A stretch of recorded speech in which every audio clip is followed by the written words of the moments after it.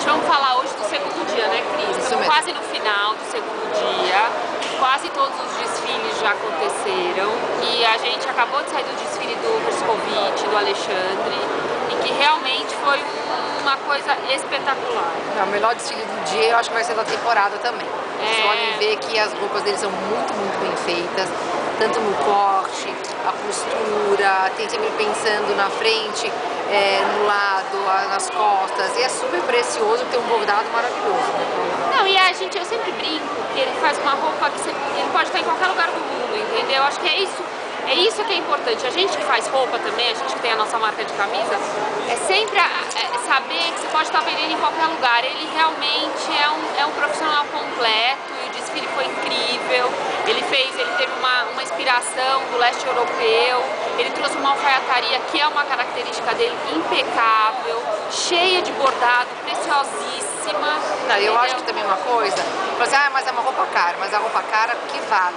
Quer dizer, o que a gente às vezes a gente fica chateada é que tem gente vendendo roupa muito cara que não vale. Você ainda vê a costura e tudo mais, a qualidade de tecido é péssima e esse vale. Bom, vamos falar da Maria Bonita, que foi o primeiro desfile do dia. Então, aconteceu lá no Sesc Pompeia, abaixo de sol a pino, né? Todo mundo saiu para ir lá ver. E a Maria Bonita tem aquele DNA dela, né? Que é aquela mulher mais masculina, né? Ela tem uma pegada mais masculina e ela abusou da simetria, né, Cris? Eu acho que ela continua sempre fazendo uma roupa, como eu falo, pra mulher reta, né? Então ela não marca a cintura, ela brincou um pouco com os ombros, assim, fazendo decotes diferentes, mas ela não marca a cintura. É uma mulher que é sempre muito mais madura, né? É uma mulher, assim, que acha que o conteúdo ainda é mais importante do que o visual. Do que a imagem. E o outro foi do Reinaldo, o que você achou?